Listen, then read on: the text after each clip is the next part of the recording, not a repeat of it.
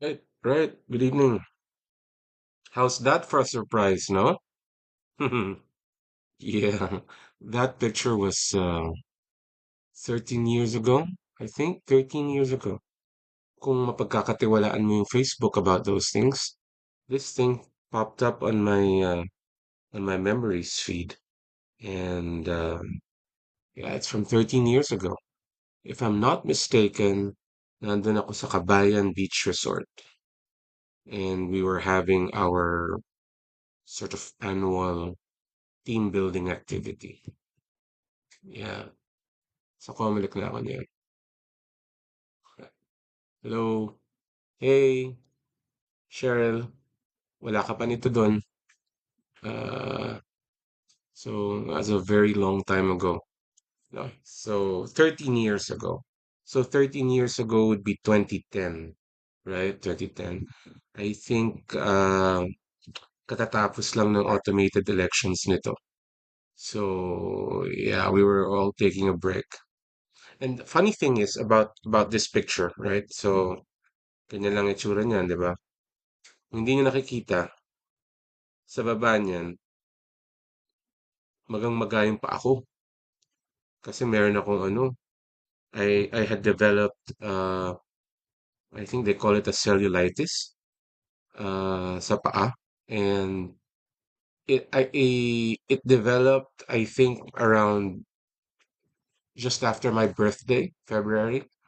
And then we were so busy kasi we were like umiikot kami all over the country. We were trying to show off the automated system. We were trying to explain almost every night we were somewhere different. And hindi ko mabitawan. Hindi ako makapunta sa hospital. Hindi ako makapunta sa doktor. So, tinitiis ko lang siya. I mean, hoping that it would go away. So yeah. So, nung time na to, magayang isang pa ako. Because I had this huge abscess on my foot. Kasi nga hindi ko mapatignan kasi we were very busy with you know, the information campaign.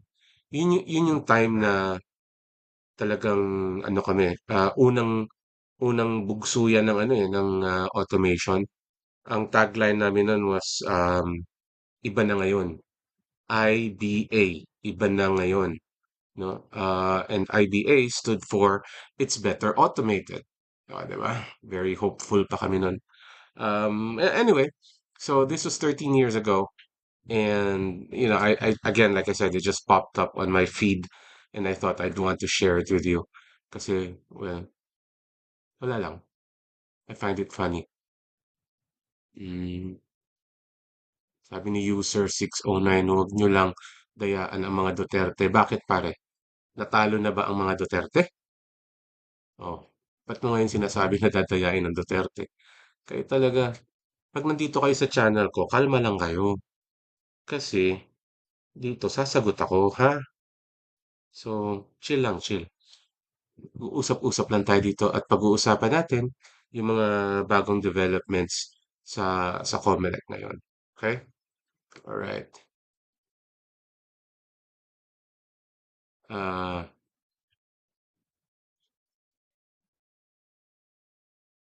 mm, yeah. May tanong dito, legit po bang may dayaan sa elections? Yes, bago mag automation. Naku, talamak ang dayaan. Kaya nga kaya nga pinasok natin yung automation eh para mawala yung dayaan. After ng automation, after 2010, ang naging dayaan na lang ay ang dayaan talaga ay napunta sa vote buying. Okay? Dati, doon sa election returns, this was pre-automation. Pero nung nag-automate na tayo, there was an election na wala talaga kasi hindi gulat yung mga tao, hindi nila alam kung paano dadayain yung sistema. So napakalinis ng 2010 elections. And then after that, na-realize nila kung paano nila kakalabanin yung automation, balik sila doon sa ah, vote buying. Kaya vote buying naging talamak, 'di ba? Right. Ah,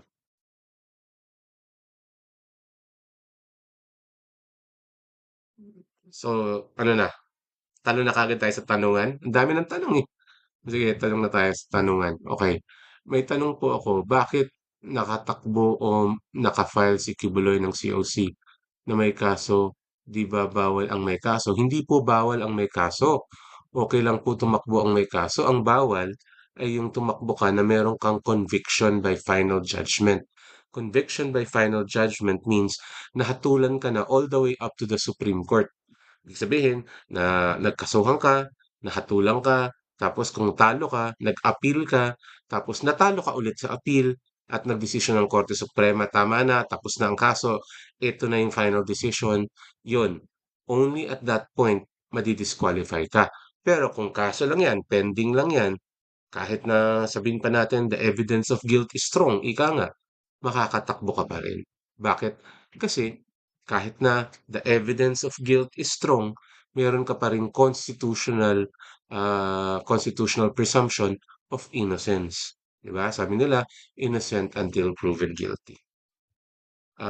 Paano po yung mga senador na-convict na sa kaso po? Yung mga senador na may conviction na nakatakbo pa rin, alam mo, kaya sila nakakatakbo kasi unang-una, hindi alam ng COMELEC kung sino ang may conviction. Okay? Pangit pakinggan siguro sasabihin niyo na parang COMELEC hindi niyo alam ganyan. Unfortunately, totoong hindi alam ng COMELEC 'yan. Bakit? Hindi naman kasi binabantayan ng COMELEC ang ano eh, ang mga tao eh. Hindi naman binabantayan ng COMELEC ang nangyayari sa buhay ng bawat tao. So, paano niyo malalaman kung may conviction ng isang tao? Kaya kailangan kung ang isang kandidato ay may conviction na pala at alam ninyo, kasuhan nyo, ipa-disqualify nyo. Pag merong disqualification case, pwede silang tanggalin sa pagtatakbo. Hindi yung sasabihin nyo na, oh, alam ng buong Pilipinas na may conviction, pero hindi yan alam officially ng COMELEC. Di ba? COMELEC naman ang matitira niyan pag biglang out of nowhere, biglang madi-disqualify ng mga tao ang COMELEC. Di ba? Kasi yung mga fact ng conviction, pinatutunayan po yan. Yan yung due process na ating sinusunod. Kaya, I mean, I know that COMELEC is a little unpopular, pero still, fair is fair, di ba? Kung wala naman sa kapangyarihan ng COMELEC na magtanggal ng tao just because, talagang wala tayong magagawa, di ba? You're welcome, Frank. All right. Uh, okay. So, since wala pa nagtatanong, ito, ang pag-uusapan natin ngayon ay yung bagong requirement ng COMELEC na registration of online campaign platforms. Registration of online campaign platforms. Meron kasing bagong requirement ang COMELEC ngayon. Well, hindi mo siya bago. Kasi ginawa na namin yan noong 2016, ano? In fact, ah, noong 2016 yan nagsimula, no? 2016 nagsimula yan. Kung saan nire-require ng COMELEC yung mga iba't ibang kampanya na mag-register ng kanilang online platform campaigns. Sabihin ko lang campaign platform. Sabihin ko lang sa inyo yung history nito kasi nung 2022, remember we were coming out of a pandemic. Hindi natin alam kung paano natin i-regulate yung mga elections kasi nga pandemya. Hindi tayo pwedeng dumikit, hindi tayo pwedeng magkumpol-kumpol, iniiwasan as much as possible. Although alam ko maraming nagva-violate ng rule na yon, talagang sinusubukan nung time na yon. So, gawa tayo ng gawa ng mga iba't ibang paraan para masiguro na yung ating mga ginagampanan sa campaign, magagawa pa rin. And kasama diyan sa effort na 'yan ay yung paglilipat ng mga campaign structures natin online, alright? Online. So, sabi natin kailangan natin ma-monitor yung mga kampanya ng mga tao, especially since ine-expect natin na marami sa kanila gagamit ng ano, ng Facebook at saka Twitter. Facebook at Twitter pa lang yung talagang sikat noon. So ginawa natin itong registration of online campaign platforms. Oh, okay, pause tayo dyan ha. Sabi ni Himlerith.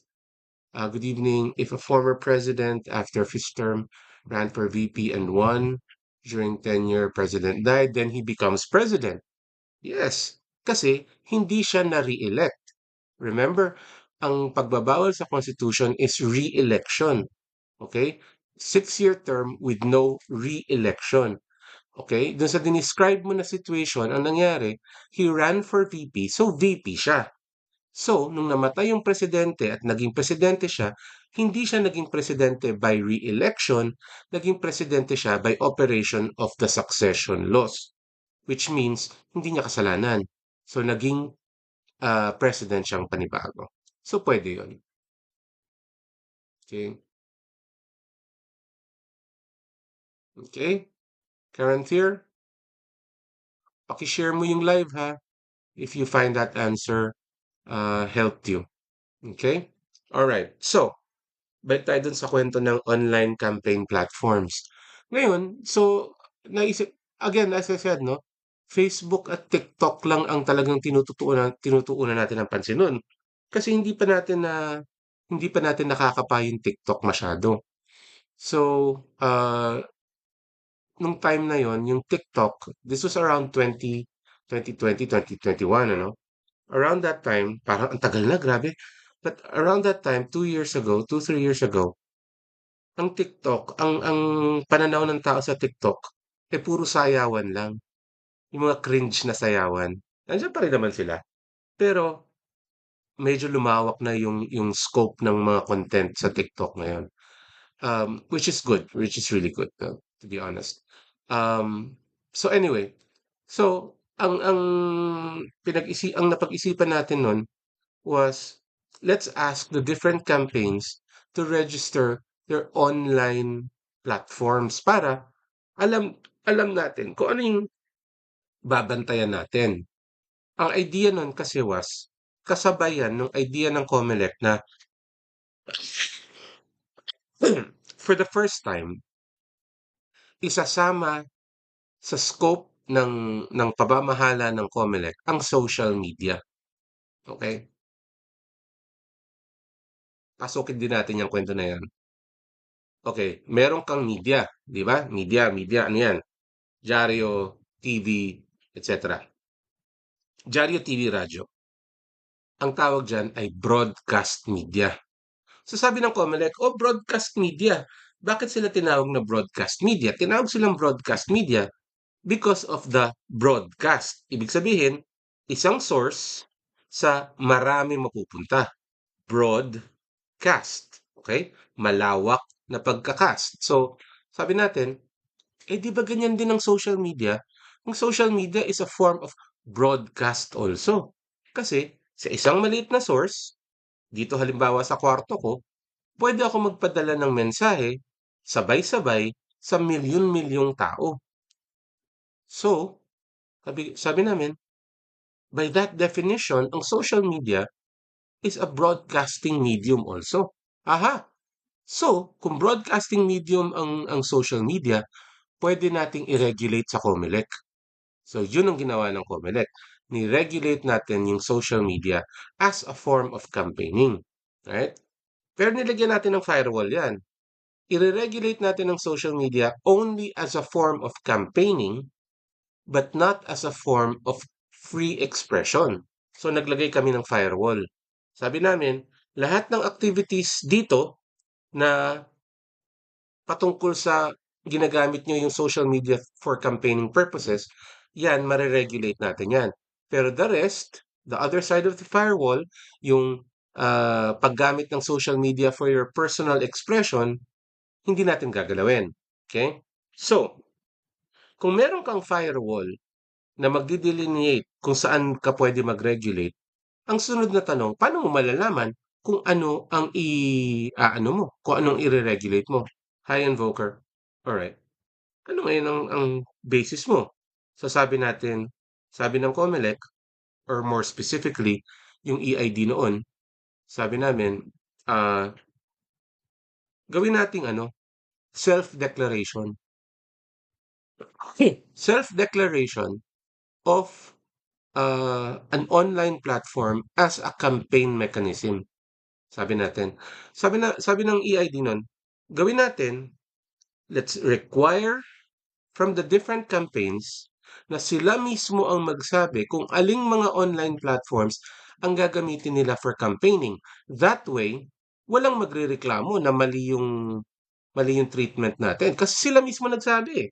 'Di ba? Sinabi nila mismo na, "Oo, ito pang-campaign 'to." So kung pang-campaign 'yan, pwede i-regulate ng COMELEC 'yan. So that was the theory. Kaya nagkaroon ng registration of online campaign platforms was to make sure that we would respect that firewall, okay, that wall between regulable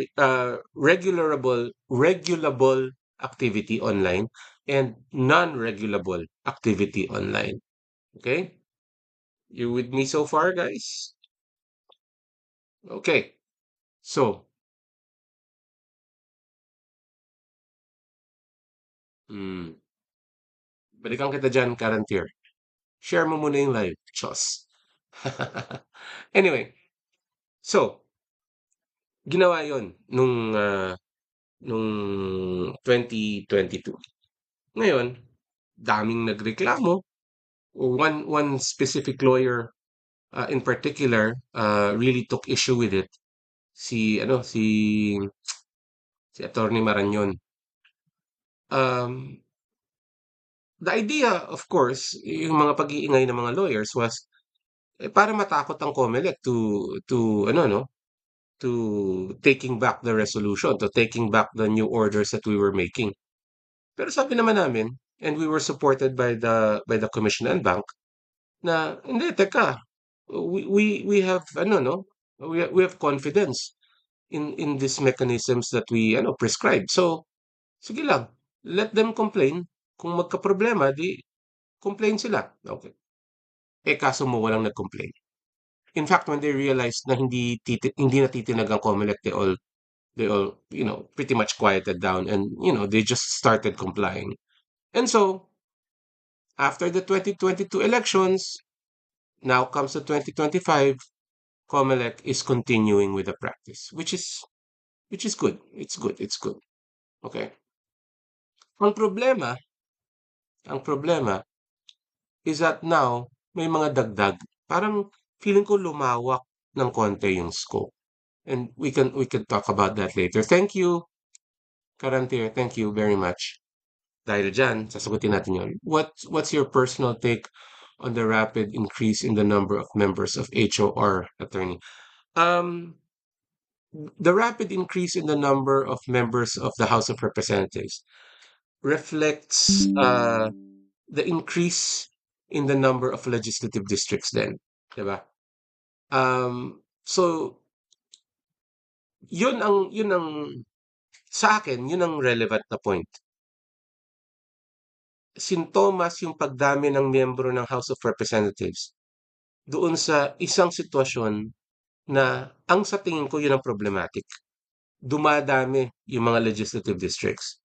Ang question ko, ganito, kung ang isang lugar ba qualified na maging legislative district, kailangan ba talagang buwagin yung existing para magbuo ng bago? Diba? Palagi nating naririnig recently, just because you can do it doesn't mean you should. Right? So, unfortunately, yan ang nangyayari on the ground. On the ground, ang nangyayari is, pag ang isang lugar, isang distrito, isang munisipyo, isang syudad, etc., nag-qualify na para sa next level, bah, matik, biak kaagad sila. Di ba? Plebisito kaagad para magkaroon ng bago, ganyan, ganyan. Alam mo, I'm old. And I remember a time when moves like that were met with suspicion. Yung mga ganyang klaseng galawan, yung bibiakin yung isang distrito or puputulin yung isang lugar, etc., para magkaroon ng panibagong unit. Yan ay tinuturing na gawain ng mga politiko na naghahanap ng lugar kung saan pwedeng tumakbo. Okay? There was a time na yung perception niyan ay ganyan. Pag nag pag nagsabi si kunwari lang, ha, just random place, Batanes. Sabi ni Batanes, "O gawa tayo ng panibagong distrito ng Batanes." Ang iisipin kaagad ng taong bayan diyan is, "Ay, merong politiko diyan na gustong tumakbo, kaya gagawa na lang ng bagong lugar para makatakbo, okey? Kasi nga, ang thinking before was, hindi naman porke kaya mo na, kailangan ka ng magbukod from your mother province or your mother city or your mother unit, right? Dati, yung paggagawa ng mga distrito was based on more than just the mechanical metrics, right? When I say mechanical metrics, I mean number of population, I mean size of territory, etc. Yung mga ganyan, yung mga nasusukat. Mas tinatantya nila yung yung immeasurables, no? Yung ano ba yung pangkalahatang epekto ng you know, pagbibiak nitong lugar na 'to? Maapektuhan ba yung mga residente, maapektuhan ba yung mga kapitbahay, etc. So mga gano'n. Eh ngayon, parang wala na yan, parang hindi na yan masyado iniisip. Parang ngayon kasi ang nangyayari, basta basta na-meet mo yung metrics, go, go lang ng go. And as a consequence, dumadami ang representatives sa HOR. So, so kung tatanungin mo ako, ang personal take ko diyan will be focused more on the practice of creating new units, new political subdivisions, like almost indiscriminately, it seems,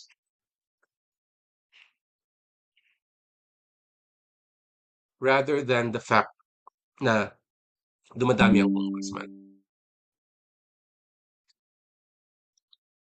All right.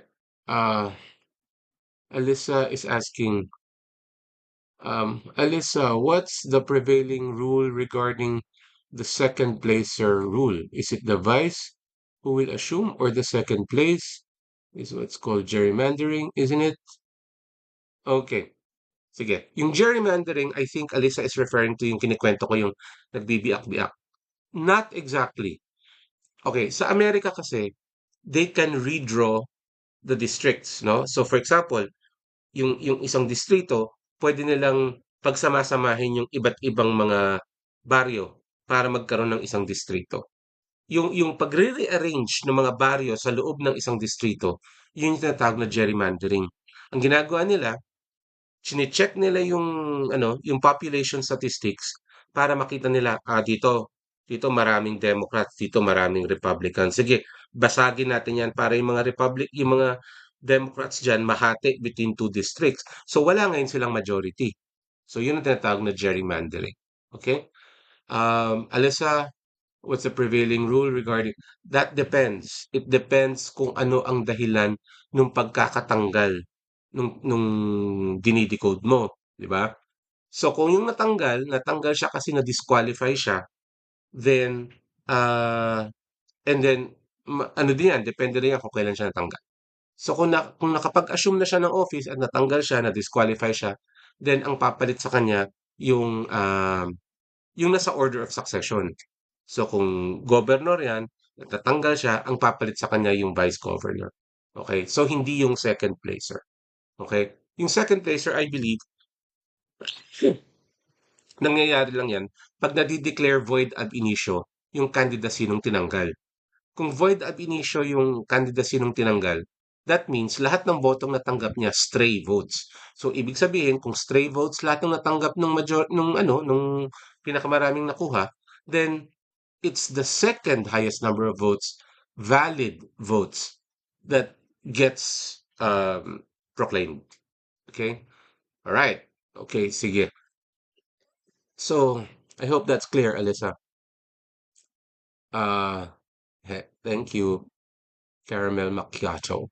Okay, shout out kay Caramel Macchiato. Tsaka kay Nina, thank you sa flowers and sa finger hearts. Yeah, all right. Okay, so balik tayo dito sa registration of online campaign platforms. Right.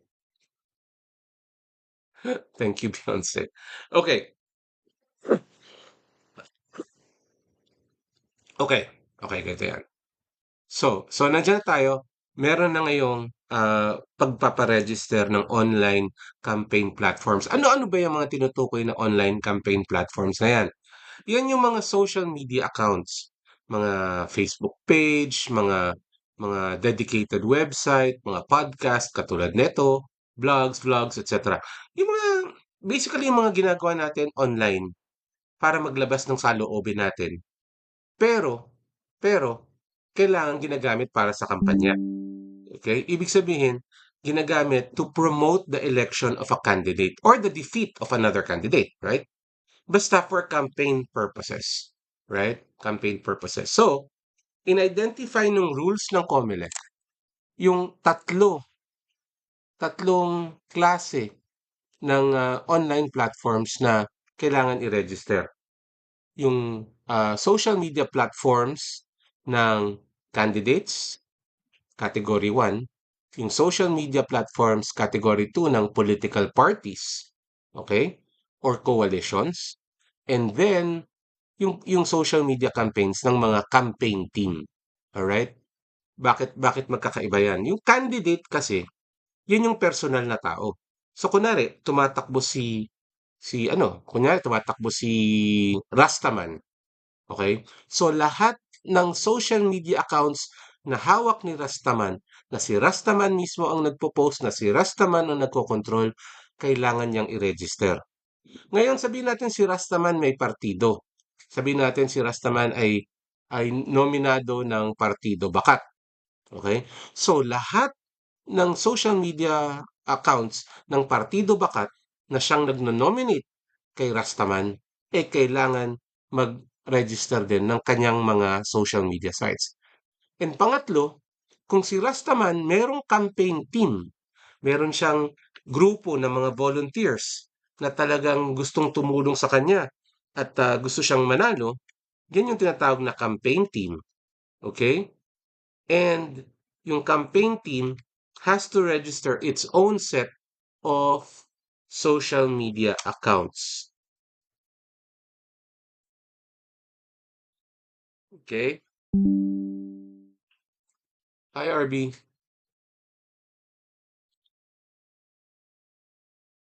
Hi, RB. All right. So, again, what should be registered? Tatlo ha. Yung social media accounts, pages, blogs, etc., ng kandidato, yung ganun ng political party or their coalition. So, kunyari, naggrupo-grupo yan. No? So, yung kanilang social media presence. And finally, dun sa campaign team. Yung sa campaign team, yung sa na sumusuporta dun sa kandidato. Okay? Mm. Alright. Ngayon, may bagong dagdag. Okay? May bagong dagdag. Ngayon, hindi lang yung tatlong yan ang kailangan mag-register. Okay? But also, the social media accounts, pages, etc. created or managed by any person or entity that is primarily designed or primarily used to promote the election of a particular candidate or candidates. Ibig sabihin, yung regulation ngayon ng COMELEC ay gustong abutin pati private persons. Okay? Pati private persons. So, ayon sa COMELEC, kung ikaw private person ka, Jose Delgado, halimbawa, private person, nakita niya si Rastaman. Parang gusto ko yan si Rastaman ah. Sige, gagawa ako ng social media, gagawa ako ng Twitter para para i-promote ko yung kandidatura ni Rastaman. Hindi siya connected kay Rastaman. Hindi niya kilala si Rastaman, hindi siya kilala ni Rastaman, hindi siya nakikipag-coordinate with them, hindi siya binabayaran. Wala siyang singil or anything. Talagang totally private person siya. But because his site, yung Twitter account niya was primarily designed or primarily used to promote that candidate's election, aba sabi ng COMELEC, magrehistro ka rin. Doon ako nagkakaproblema dito. Doon ako nagkakaproblema. I'm sure some other lawyers will probably pick that up. If not, wala. Kung wala, okay lang. I don't care. Basta sa akin, medyo off yan. Okay? Medyo off yan. Bakit off yan? Kasi damay tayo lahat dyan, men. Damay tayo lahat dyan. Okay, si Alisa, may update po ba regarding sa issue ng tarpaulin size as campaign materials versus mere expression of advocacy? Alisa, share mo muna ha, sagutin kita. Pero share mo muna kasi may tinatapos ako dito. Pero share the live para masaya, all right? Okay. So, Yung as to what should be registered, again, it's the social media accounts, pages, websites, etc. of three groups, candidates, parties, and their campaign teams. Ngayon dagdag pa of private persons who created their accounts for the purpose of promoting the candidacy of a particular candidate. O, di ba? Kakaiba. Pati private persons ngayon damay. Okay? So, sino kailangan mag-register? Okay? So, yun nga. Yung candidates, yung authorized reps, etc. Usual naman yan. And any person with a covered social media platform. Okay? Yun ang issue ko dyan. Ngayon, in fairness to the COMELEC, hindi naman mahirap mag-register. Okay? Madali naman talaga. Madali naman talaga. Um, Simpleng-simple lang eh. Kasi Google Forms lang eh. Google Forms. Alright. So, kailangan mo i-fill upan yung registration form. Like I said, it's a Google form. Right? So, you can do it on your phone. Pero, if you're with the campaign, and it probably shouldn't be that big, kasi you're part of a campaign naman, meron kang kailangan na mga notarized documents. Una, notarized affidavit of undertaking. Okay? Bigyan kita ng sample mamaya. Tapos, kailangan mo ng notarized authority to register. Ibig sabihin, kung magpaparehistro kayo ng campaign platform, kailangan yung nagparehistro, magpresenta din siya ng kasulatan na nagsasabi, authorized representative ako. Authorized ako na mag-issue nito.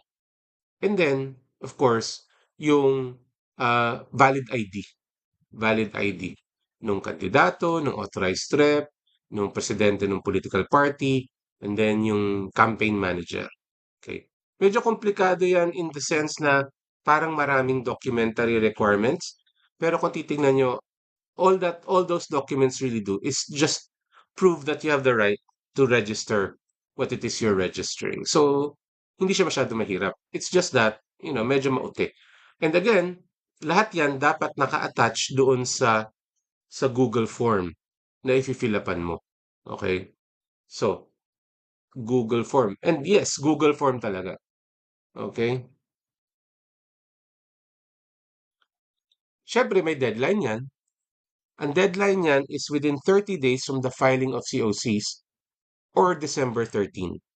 December 13. So, may time pa yung mga magfa-file.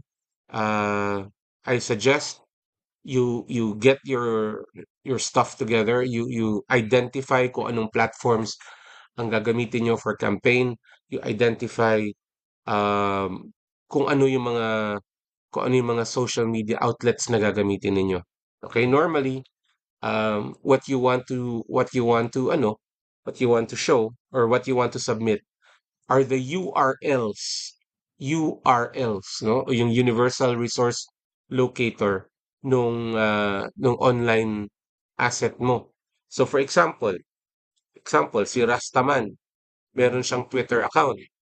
Kailangan niyang isubmit yung URL ng Twitter account niya. So that would be x.com/rastaman. Okay? If it's a Facebook page, it'll be facebook.com/rastaman. If it's a YouTube page, it'll be youtube.com/@rastaman. Tandaan nyo, yung sa YouTube ha, after the slash, merong at sign. May at sign. Hindi katulad dun sa Twitter at Facebook, ano lang, slash, tapos yung username mo. Sa YouTube, it's youtube.com/at yung A sign, tapos yung username. So, at Rastaman. Right. Ganun din. Same thing for everything else. Blogs, Kumus. Madaming binigay na example yung Comelec. In fact, doon sa Google form, marami kang makikitang ah, mga pre-identified na iba't ibang campaign platform. So, you just fill it up and then kung meron ka nun, di lagyan mo. Kung wala, edi ignore. Okay? Ignore. Alright. So, ang deadline natin ay December 13, 2024. Alright. Yan na ngayon yung Google Forms. Uy, what is that? Thank you for the heart with a crown. Okay. So, guys, yan yung QR codes ha. Yung una is if you're running a senatorial candidate o yung mga ano dyan, yung mga consultant dyan, yung mga operator dyan, kopyahin nyo na to. Yan yung yan yung ano, QR code nung Google form para sa senatorial candidate. Yung sa gitna, yung para sa political parties, coalitions, and party list organizations. Okay? So yung party list ko, kailangan pala mag-download niyan. Problema na nila yon. Tapos yung for local candidates, itong nasa dulo. Okay? Hi, good evening, Singhot. Okay, Karen Thier is asking another question. Attorney, can you enlighten the voting requirements for party list? How many votes to be eligible for a seat? To be eligible for a seat, guaranteer sa party list, you have to get 2% of the total number of votes cast for the party list system. Yay, my heart. Lola, choink choink. Okay, you have to get 2%. Hi, Jeanette. Good evening. Okay. So you have to get 2% of the total number of votes cast for the party list system. So, kunwari, just as an example, kunwari, nakatanggap na 10 votes for the political party system. So, 2% of that will uh, qualify you for one seat. One seat lang. One seat lang, okay? But sa party list system, you can get a maximum of 3 seats. So how do you get the remaining 2 seats? Yung remaining 2 seats na yan, ang tawag dyan yung additional seats. Ayan, atong paglaom, yes. Tama po yan. Okay, so um, what you will find in atong paglaom is a formula. Okay? In a future episode of Pipilipinas, I will explain the formula. But for right now, just know that the formula is based on the number of votes received by the political parties, by the party list system of elections. Tapos, as a factor of the number of votes received by the other political parties. So magkakaroon ka ngayon ng parang formula dyan, malalaman mo kung ilang additional seats ang makukuha mo. Okay? Pero balik tayo dun sa 2% threshold. Yung 2% threshold na yan, marami nagsasabi, well, 2% you get 1 seat, you get 4% you get 2 seats, 6% you get 3 seats. Hindi po ganun. Okay? Hindi yan 246. Yan yung dating interpretasyon pero mali daw yan, sabi ng Korte Suprema. So it's 2%, one-time application yan. Okay? Lahat ng party list, titignan yung kanilang mga resulta, titignan umabot ba to sa 2% ng mga boto. And then kung umabot siya sa 2% ng mga boto, meron siyang 1 seat. Now there are 63 seats, 63 or 68. I think about 68 seats that are allocated for the party list system now. So, medyo marami yan. Okay? Medyo marami yan, especially when you consider that there are only 100 and how many? 160 plus na party list organizations competing. Okay? So, maraming mauupo sa Kongreso na party list representatives. Which, again, makes it really ridiculous when people say na walang kwenta ang party list. They are a huge power block. Alright? So, yun. So, ngayon, next question dyan, current year is, mapipredict ba natin kung gaano kalaki yung 2% na yon? Well, historically speaking, base sa dami ng mga bumoboto sa party list system, we think that there's about 200 to 250,000 votes will be more or less enough to get you 1 seat. And I tell people who ask me, target ka na ng 300,000. Mag-target ka ng 300,000, more or less, sure ka na na makaka 1 seat ka. Okay? Then, more and more, pataas ang pataas, the more seats you're gonna get. Okay? Okay, okay. Ah, ayan nga, oh. Raquel, I'm sorry I called it stupid, but I really think that Pero kasi hindi dapat alisin ang party list system. Ang party list system ay mahalagang component ng ating political representation. Right? Ito si Janet Toral. There is a bank account money requirement 1 million ba yun for party list to be considered legit? This is not true. This is not true, Miss Janet. Not true. Na-encounter ko rin yung paniniwala na yan when I was advising a party list, no? Worried sila. Naku, kailangan natin ma-deposit yung pera, ganyan, ganyan, para ma-consider tayong legit. Hindi po totoo yan. Hindi po totoo yan. Okay? I know for a fact that that is not true. For one thing, it runs afoul of the constitutional guarantee na walang property requirement to run for office. Okay? So, wala yan. Wala yan. Kwento lang yan.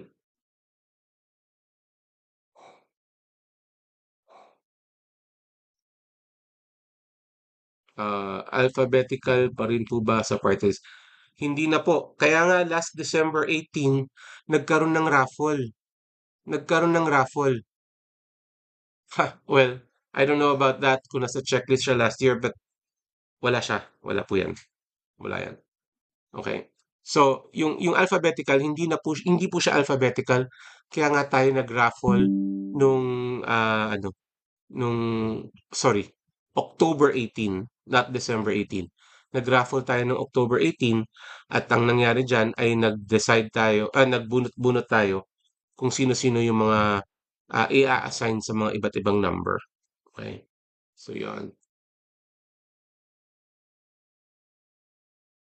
Ah, wait lang.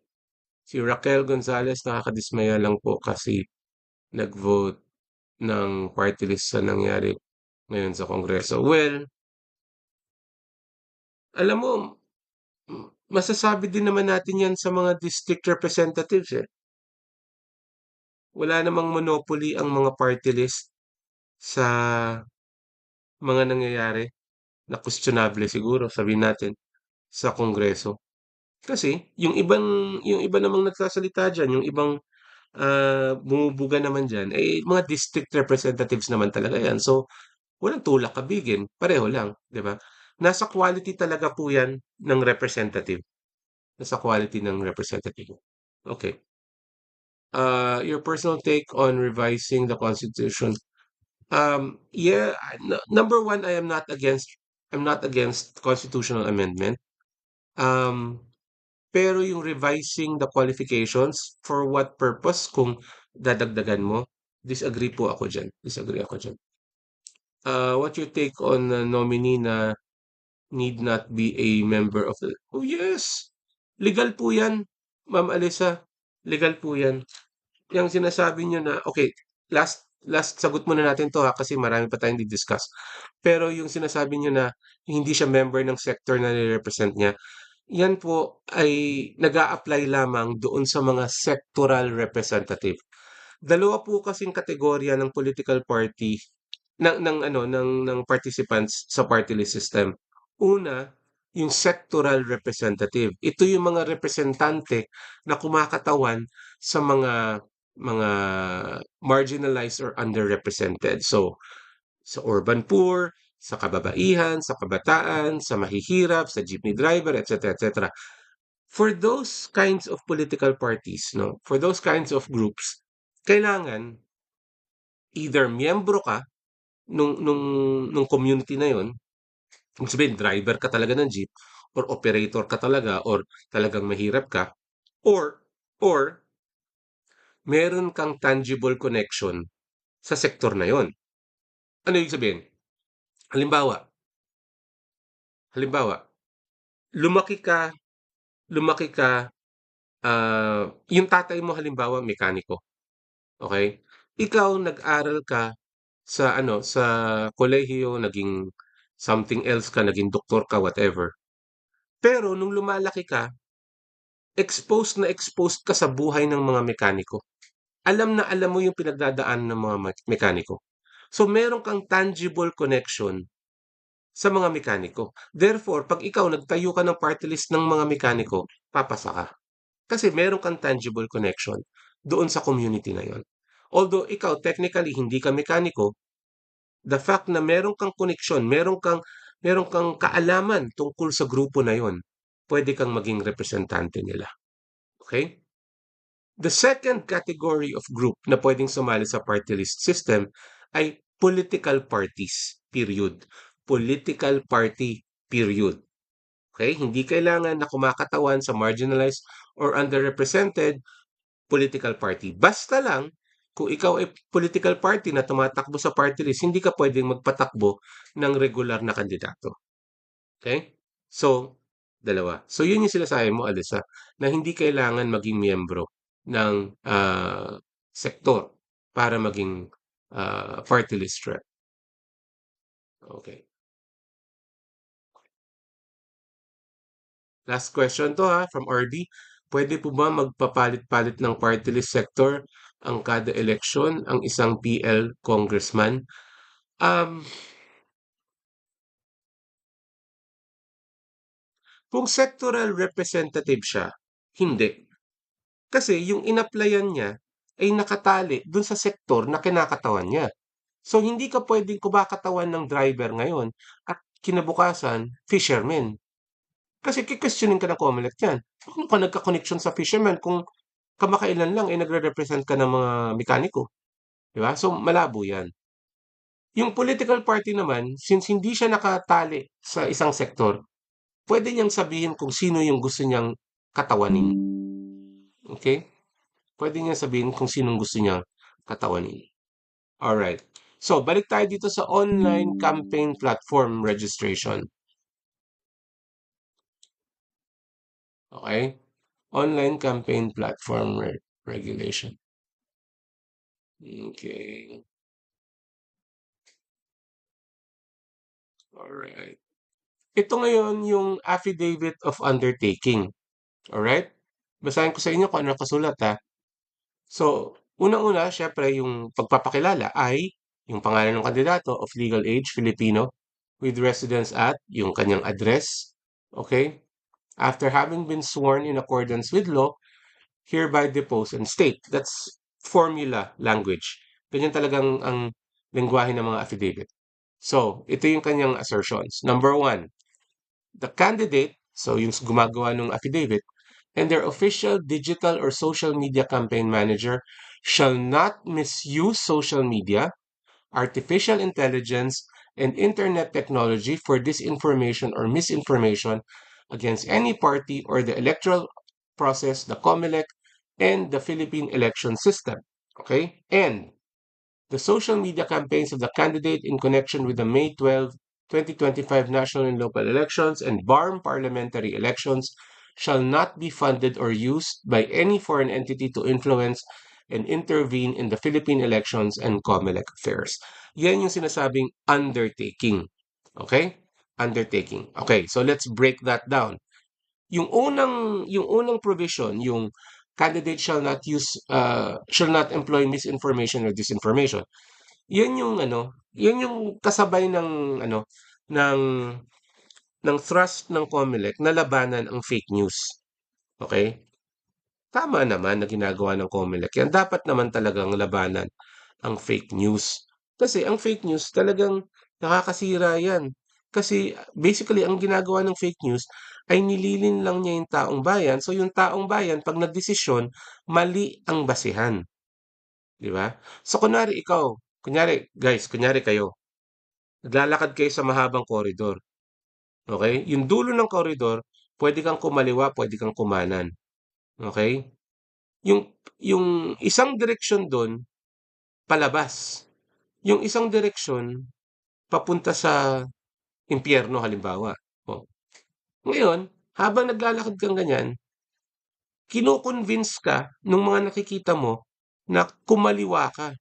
Kasi yung kaliwa, yun yung daan palabas. E di ikaw, nagpapaniwala ka sa mga sinasabi sa'yo ng mga kung sino-sino, kumaliwa ka nga. Nang hindi mo nalalaman kung ano ba talaga yung nasa dulo nun. Mapupunta ka ngayon sa impyerno. Di ba? Ganun ang impact ng fake news. Dahil mali ang basihan mo sa desisyon mo, maari kang magkamali sa desisyon mo. Gets nyo? So again, yung example natin. Naglalakad ka sa mahabang koridor, hindi mo nakikita yung dulo. Alam mo lang na sa dulo nun, kakaliwa ka kanan ka. Hindi mo rin alam kung saan papunta yung kaliwa kanan. Alam mo lang yung isa doon, palabas, yung isa, papasok sa impyerno. Right? Pero habang naglalakad ka, binabanatan ka ng news, binabanatan ka ng information. Sinasabihan ka, uy, kumaliwa ka, maganda doon. Uy, kumanan ka, mas okay doon. Uy, kumaliwa ka, ganito, ganyan. Yan, yan. So kung ano na naririnig mo, lahat na ng kwento naririnig mo. Kasi yung mga kwento pa yan, yung mga kwentong nagpapakabog ng puso mo.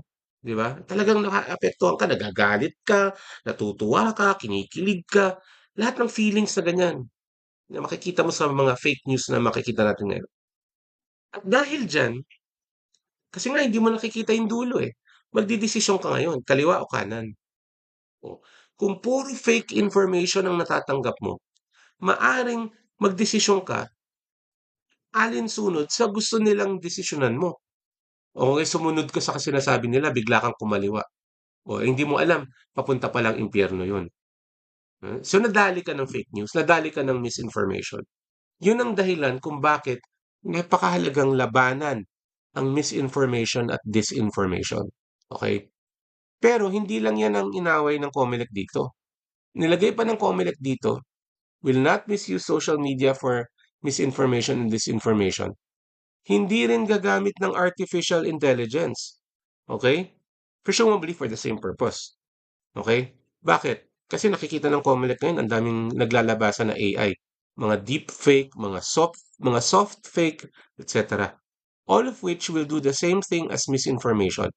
Imagine nyo na lang parang ano, parang habang naglalakad ng ganyan, yung misinformation, disinformation, mga bulong lang yan, bulong-bulong.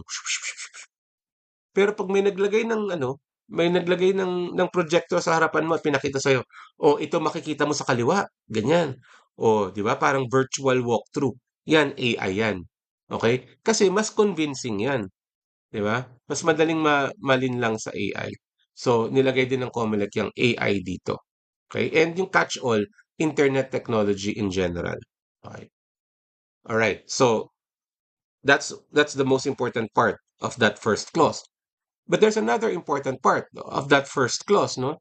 The other important part is hindi lang misinformation, disinformation against your opponent ang pinaparusahan ngayon. Very clearly, sinasabi ng COMELEC against the other candidates or against the electoral process, the COMELEC, and the Philippine election system. Anong tinutukoy nila dyan? Ang tinutukoy nila dyan ngayon, yung matagal na naming sinasabi, no, nandun pa ako sa COMELEC, na kung magkakalat ka ng impormasyon na mapanira sa election system, pag nagkalat ka ng impormasyon na sisira sa kredibilidad ng COMELEC, makakasuhan ka. Ito yun. Okay? Ito yun. Ito yung sinasabi ng COMELEC. Sabi ng COMELEC, meron akong undertaking na hindi ko gagamitin ng internet, hindi ko gagamitin ng internet technology at AI for misinformation and disinformation laban sa COMELEC mismo.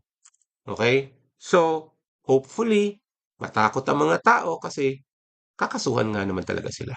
Alright? So, yun yung mahalaga dyan sa affidavit of undertaking. Huwag nyo kakalimutan. Okay? Right. And then, yung second clause is the anti-foreign influence clause. Yung foreign influence, sinasabi natin, ay dapat walang lugar yan sa Philippine elections. And that's basically what it says. Alright? So, guys, itong pinakamahalagang takeaway natin dito ha, yung mga QR codes na yan. So, I'm gonna leave it up there para makopyan ninyo. Balik tayo sa questions. See, what the heck? Sir, paano po ba yung tamang hakbang ng pagsampa ng kaso?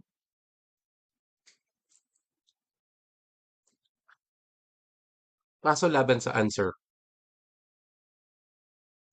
Will Kibuloy be considered a nuisance candidate? Unlikely. Unlikely. Um, okay. While while Kibuloy's motives for running for office seem to be very clear, it seems like he wants to run for office to gain some sort of parliamentary immunity from the charges being leveled against him. You cannot say na wala siyang intention to run for public office. You cannot say he is running to make a mockery of the system, although you might be able to interpret it that way if you have a very good lawyer. And you can definitely say na hindi ka mako-confuse kung sino si Kibuloy. Nag-iisa lang naman siya. So, based on those three grounds, malamang hindi siya madideklarang nuisance. May mga mas matindi pa sa AI, yung hindi naman binoboto pero nananalo. Totoo man. Pero V for Vesco, you know what would be more interesting? Magbigay ka ng example. Diba? Better yan. Diba? So, mayong gabi, late na ko eh. Okay lang na, musim mo. Temprano, pag gani. Although, yeah, bilis ng oras nga, no? Isang oras na. Alright. So, yun po. That's what we're talking about today, the registration of online campaign platforms. Remember, guys, you have until December 13 to do this, okay? Or 30 days after the filing of COCs. 30 days after you file the COC or until December 13, pwede kayong mag-register ng inyong online campaign platforms. And you're doing it for a very good reason naman talaga. Also, guys, remember, this is also for us. Ha, tandaan nyo, this is also for us kasi, di ba sabi natin may tatlo na kailangan mag-register? Dinagdagan ng pang-apat, private persons. Okay? Any person. So that's you, that's me, anyone. I don't think Pipili Pinas has to register because we are not promoting any one particular candidate. So, I think by that standard, hindi tayo kailangan mag-register. But if I am advised later on na kailangan ko mag-register, then I will do that. Okay? Siyempre, it's important to respect our laws, right? It's important to respect regulations. Okay. Oh, biglang dumami tanong. Okay. Bakit walang ngipin ang COMELEC sa early campaigning ng mga tumatakbo? Yang walang ngipin ng COMELEC, yan ay dahil sa Peñera versus COMELEC na nagsasabi na wala naman talaga ng premature campaigning na offense. Okay? Mahaba yung kwento niyan, pare ko. But let that suffice for now.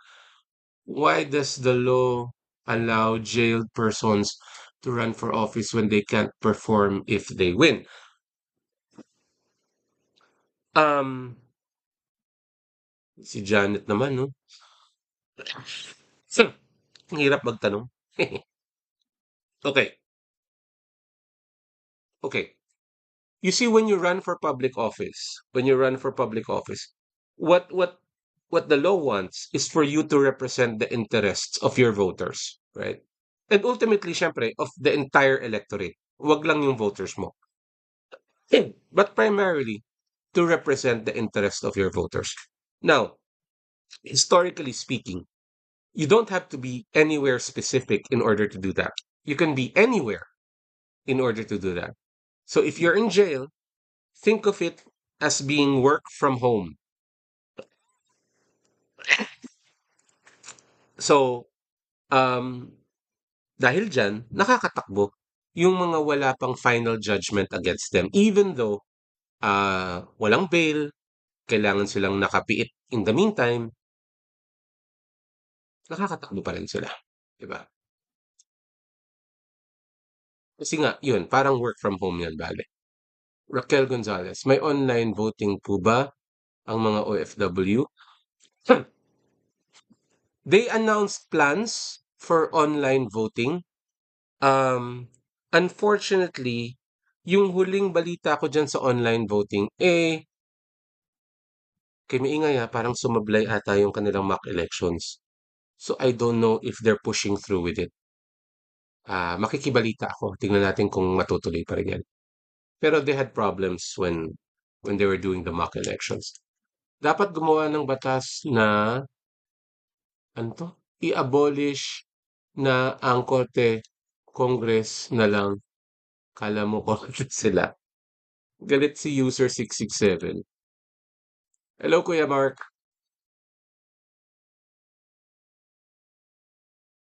Yes, tama yun. Bakit hindi maniwala ang Congress sa COA? Malalim na tanong yan, 667. Pero kasi, yung, yung sinasabi mo na hindi naniniwala sa Congress, I think ang tinutukoy mo ay bakit hindi tinatanggap ng Kongreso ang sinasabi ng COA nang walang tanong. Hmm? Iba yon, magkaiba yon. Yung hindi pagtanggap sa sinasabi ng isang parte ng gobyerno nang walang tanong-tanong ay sure, kapaloob yan sa system of checks and balances na tinatabi. Yung system of checks and balances means pag may sinabi sa yung isang sangay ng gobyerno, pwede mong usisain kung tama ba yung sinabi niya, kung totoo ba. Walang responsibilidad ang ibang sangay ng gobyerno na tanggapin lahat ng sinasabi mo ng walang tanong. So, yung premise ng ibang tao na, hindi, sinabi ko na, executive ako eh. 'Di ba? Meron tayong separation of powers, meron tayong pagkakahiwalay, tapos ganyan-ganyan. Sinabi ko na eh. So, hindi mo na ako pwedeng tanungin. Sinabi ko na eh. Maniwala ka. Mali po yun. Mali yun. Kasi that goes against the system of checks and balances. I mean, it plays well. Siyempre, nakikilig yung mga supporters mo kasi wow, ang tapang. Wow, ang angas. Pero kung titignan mo sa maayos na pamamalakad ng gobyerno, kung hindi mo bibigyan ng pagkakataon yung ibang sangay na usisain yung mga sinasabi mo, na halukayin lahat ng basis mo for saying what you say, wala kang checks and balance. 'Di ba? Marami kang maipalulusot simply because sinabi ko. And that cannot be good. Okay? Kahit anong sistema yan. From executive to legislative or legislative to executive, kung mangyari sa sistema natin ay rubber stamp na lang ang bawat isa sa isa't isa, then wala ka ng checks and balance. Maraming maipalulusot na korupsyon. So yun ang dahilan kung bakit hindi tama yan. Okay? So hindi siya naniniwala sa COA. Trabaho ng Kongreso na usisain lahat ng sabihin ng ibang sangay ng gobyerno. Mayroon ba tapatan o debate sa COMELEC sa mga wala. Sa pagkakaalam ko wala. Napahiya na si Congressman Akop sa COA. Malinis si Sara, walang kurap. Yan precisely ang point ng pag-uusisa sa mga report ng mga ibang sangay. Kasi kung tama sila, di lalabas yung totoo, 'di ba? Kung tama, kung totoo yung sinasabi, lalabas, mapapahiya yung nagtatanong. Pero, guys, tandaan nyo, hindi yan pahiya. Yan ay pagsisiwalat ng katotohanan. And that should be good. Dapat goal ng lahat yan. Okay? How has COMELEC perception of bloggers and content creators changed then and now? That's a very good question, Janet. When I was heading the AID, I made it a point to welcome bloggers and yung tinatawag nilang citizen journalists. In fact, si mom blogger was always on the first row. Tuwan-tuwa ako tuwing nakikita ko yan. Kasi, ibig sabihin, buhay na buhay yung bagong panganak na industriya ng citizen journalists. Sa pagkakaalam ko ngayon, pwede pa rin kumuha ng media accreditation ang journalists, ang citizen journalists, mga bloggers, etc. And in fact, parang ano nga parang mas marami pang ang vloggers at bloggers ngayon kesa sa mainstream media. So, Comelec is continuing what we started, no? To welcome mga content creators. Although I think recently, medyo nagiging unruly kasi yung ibang vloggers eh. So, baka magkaroon muna ng balancing diyan, Miss Janet. Basically parang pinagbigyan tapos parang yung iba sumosobra.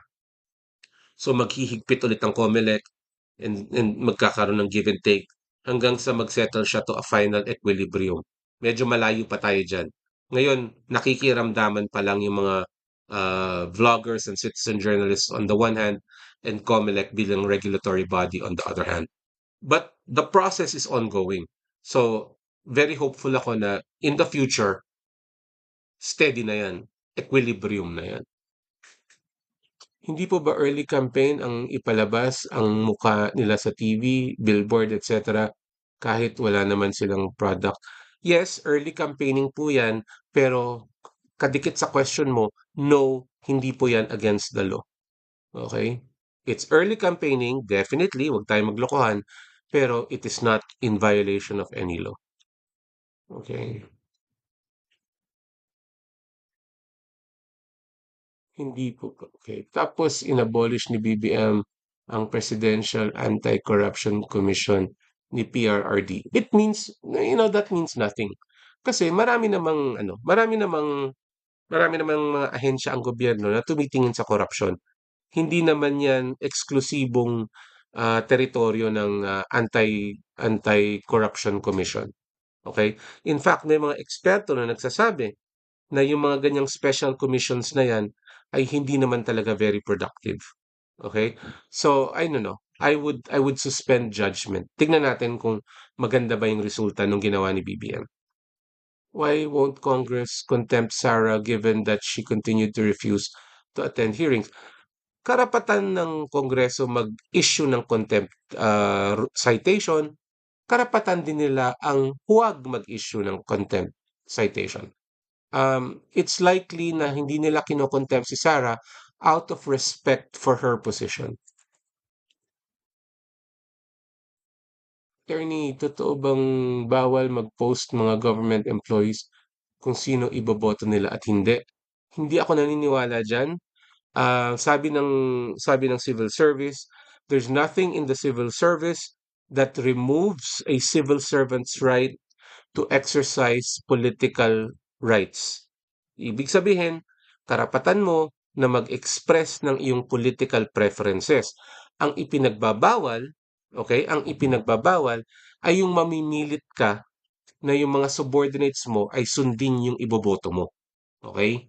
Hindi mo pwedeng gamitin yung posisyon mo para mangampanya, hindi mo pwedeng gamitin yung posisyon mo para mang-coerce ng mga katrabaho na sundin yung gusto mong mangyari. Okay? But, okay?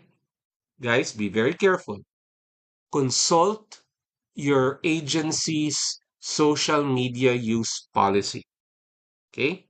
Yung sinabi ko sa inyo just now, that's the civil service ruling from 2013, I think, na hindi naman nabago pa. Okay? Pero it is possible na merong social media use policy ang inyong ahensya. For example, yung sinabi ko, tama yon, di ba? Pwede yan, Pero I would not be surprised kung ang COMELEC merong rule na nagsasabi na ang mga election officer nila ay hindi pwede magsabi kung sino iboboto nila. Obviously, 'di ba? Kasi election officer ka tapos magsasabi ka kung sinong gusto mong manalo. O hindi pwede 'yun. So it is possible na yung individual agencies ay may sariling social media use policies. So consult that, okay, bago kayo mag-post. Why is it not considered as premature campaigning if one is not yet a candidate or yet to file as COC? Eh, syempre. Okay, first of all, yung premature campaigning means campaigning before the start of the campaign period. Right? Okay, so yes, pasok tayo dyan. Kasi tapos na yung filing, hindi pa nag-start yung campaign period. Obviously, we're in a pre-campaign phase, right? Okay. Ang problema, hindi ka pa kandidato. Eh, ang sinasabi ng batas, dinefine ng batas ang campaigning as an activity taken for or in behalf of a candidate. So kung wala pa namang kandidato, sinong kinakampanya mo? Wala. So hindi ka nagkakampanya. 'di ba? So, by legal definition, since hindi siya kampanya, hindi siya offense. O, 'di ba? Ang galing, 'di ba? Ang galing magsirko-sirko ng mga definisyon natin. Pero gano'n talaga eh. Yun yung definisyon at tinanggap ng Korte Suprema 'yan, 'di ba? So, kung hindi siya campaigning, ano siya? Free speech. So, 'pag ako, hindi ako tumatakbo, wala akong balak tumakbo, naglagay ako ng malaking poster diyan sa may church namin halimbawa, lagay, "Boto niyo ako." Wala yun, ako lang yun, nagsusunog lang ako ng pera, okey? Nagsusunog lang ako ng pera, free speech, karapatan ko yan, okey?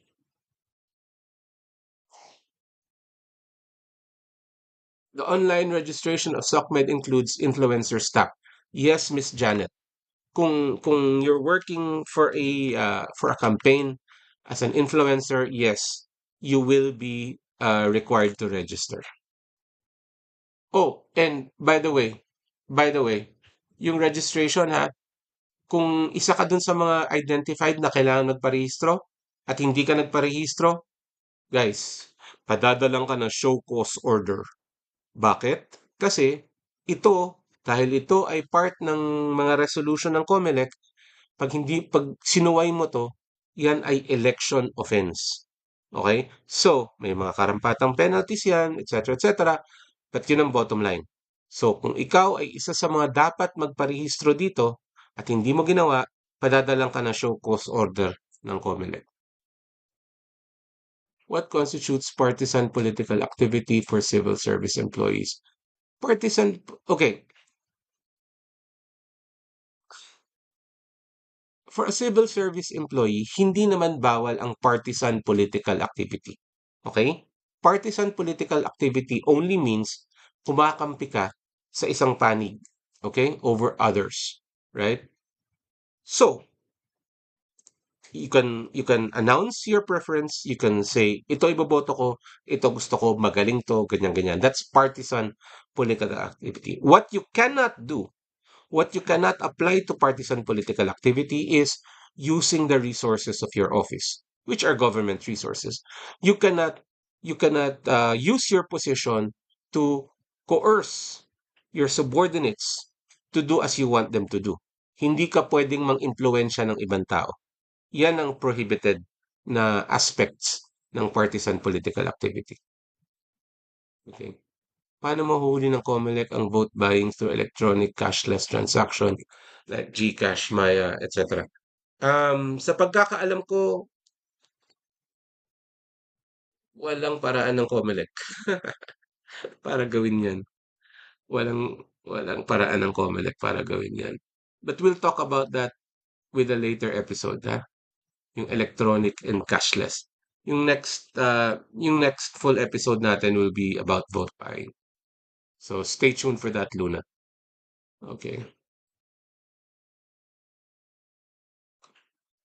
Sefuesca. Is it not considered as exploiting the vulnerability of the law? Yes, absolutely. Absolutely. But exploiting the vulnerability of the law, as you put it, is not against the law, right? It's not against the law. And the Supreme Court itself, doon sa kaso ng Peñera, inacknowledge niya na may ganyang effect yung kanyang ruling. Sabi ng Korte Suprema, alam namin na medyo kalokohan 'tong interpretasyon na 'to. Pero malinaw ang batas eh. Ito ang sinasabi ng batas, so wala tayong choice. Sabi ng Korte Suprema. Ang kailangan umayos nito ay yung Kongreso mismo. So hindi kayang gawin ng Korte Suprema, hindi kayang gawin ng COMELEC, Kongreso lang ang pwedeng umayos. So, that means that the Supreme Court itself acknowledges that there will be, as you say, an exploitation of the vulnerability of the law.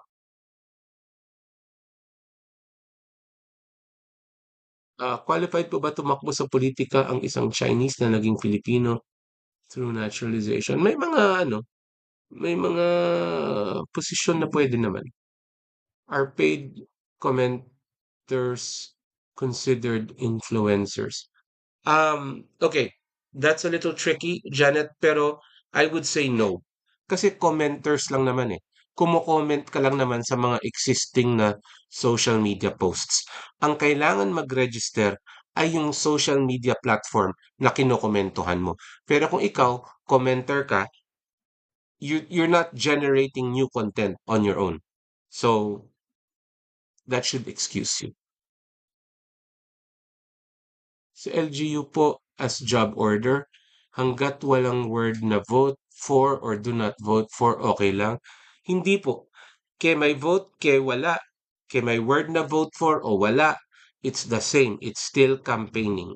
Okay? And again, depende yan sa policy ng ahensya mo. Maaring pwede, maaring hindi. Okay?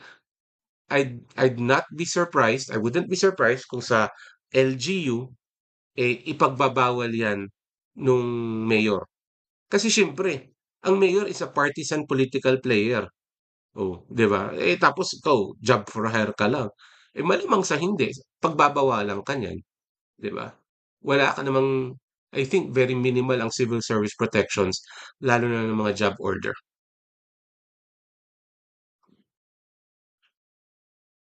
Right? Even commenters spreading false info and paid to do it. Kasi Janet, wala sa character nung information na nilalabas eh. You could be held liable for other things if you're caught spreading false information. If it's proven that you're spreading false information, then you could be liable for other things, right? But not for the failure to register. Okay? Yung registration, agnostic yan. Wala yang pakialam kung anong content ang ilalabas mo. Ang pakialam lang dyan is if the content is political in nature, right? Or for campaigning purposes. Ngayon, yung truth or falsity ng information na yan will be evaluated at some other level, hindi dito sa level na to. So again, kung ikaw ay paid commenter, you're not required to register. This is my understanding of it. You're not required to register. Pero if you spread false information, then you can be held to account in with other parts of 11604. Yung mga prohibition against spreading false information. May ganun parts.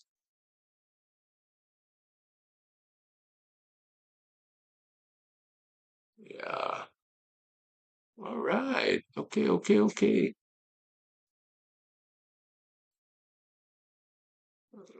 Ano na po ang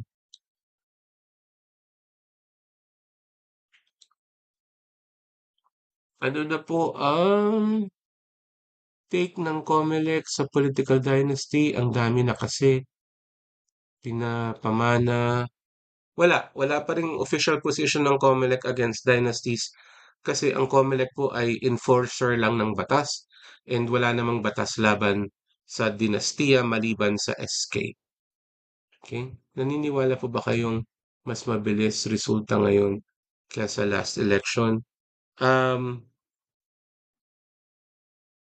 Hindi ko magagarantiya eh kasi bagong sistema, bagong supplier, bagong provider ang mag-ooperate ngayon.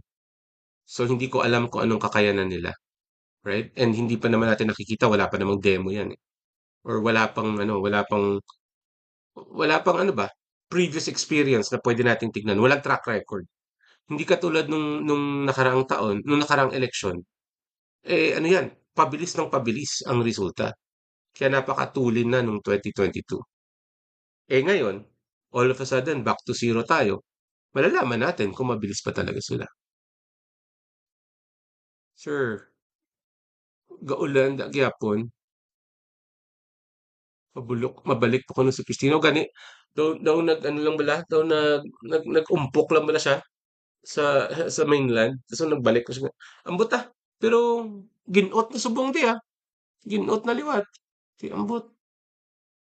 Hopefully, uh, that reminds me guys, that reminds me, guys, ang Rotary Club, District 3810, that's the district I belong to. Meron kaming fundraising na drive, no? Para sa tawag dito, para sa Bicol. Kasi nakita nyo naman yung devastation sa Bicol. And we're raising funds for that. Ang tawag namin dyan ay Tabang Bicol. Uh, those of you who understand, Tabang means help. So, meron tayong Help Bicol, Tabang Bicol, at nanghihingi kami ng donations. Any donations that you can give will be very much appreciated. Pakipadala lang po sa GCash 0923-089-3905. Ulitin ko lang, GCash ng Tabang Bicol ay 0923-089-3905. Isusulat ko dito sa comment section para babasa ninyo ha. Tabang Bicol is 0923-089-3905. Guys, tulungan natin ang Bicol dahil they sabi nga nung mga kilala kong tiga Sipukot, sa tinagal-tagal nila sa Sipukot, twice pa lang sila kinailangan lumikas. So, yeah, that's how bad it was. Right? So tulungan natin sila doon at kawawa naman yung mga kababayan natin sa Bicol. Uh, sa ACM po sir, may screen na siyang makikita mo yung binoto mo, posible ho yun makita ng iba. Totoo yan. Kaya nga meron siyang dalawang parang tapa-oho eh. So, ifo-fold mo yan pataas para ikaw lang nakatingin. Hindi ko alam kung ano yung tumatakbo sa utak nila nung inapprove nila yung ganong kalaking screen na madaling makita from anywhere in the room. God, I don't know. I don't know. But there it is. That's what you have. What happened to Marcoleta versus Comelec? Share about overseas bank accounts. Well, tumahimik si Marcoleta and now he's running for Senate daw, I heard. Okay. Lalo na po mga teacher na mag-assist. Kita yun. Kita talaga. Ang laki. Ang laki. I mean, it's about as big as a tablet. I have a tablet kaso medyo malayo eh. But yeah, it's about as big as that. So again, like I said, I don't know what was going on through their minds. Hindi ko alam kung anong design philosophy nila doon. Transparency, I guess. I don't know. I don't know. To me, just delikado. Sobrang delikado. Ay, ay, ay.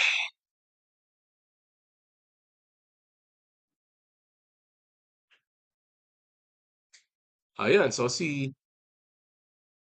ayan. So I guess if you listen to Chairman Garcia, he probably said that it was for transparency purposes. But then again, I would question that because, well, transparency is good, diba? You don't want to make it too easy naman for other people to see who you're voting for. Diba? Kahit sabihin mo pa may tapa-oho yun, diba? The fact is, malingat ka lang ng konti, I mean, you lean back a little, maaari na makita yan. Especially, sabi nyo nga, yung mga watchers na kuminsan, talagang sinisiksik ka pa habang bumoboto ka. Yep. I totally agree with you. I don't know how to pronounce your name, Reimer Sate, but I agree with you, my friend. Ito po yan, delikado yan. Lalo na kung nagkakahigpitan yung eleksyon sa lugar na yon. Yes, that's exactly the point. No? So I hope Comelec takes that into account. May mga taga Comelec naman dito na nakikinig sa live natin. So sana ma-raise din nila yan pag may chance, no? Para naman mabigyan naman ng other opinions yung mga namamahala ng Comelec. Okay? So I guess we're going to have to leave it there for now, guys. Manatiling mulat, alamin ang katotohanan at tandaan na ang tamang pagkakaintindi sa mga nangyayari ay daan patungo sa matalinong pagpili. Hanggang sa susunod, friends, tayo ang pipili Pinas.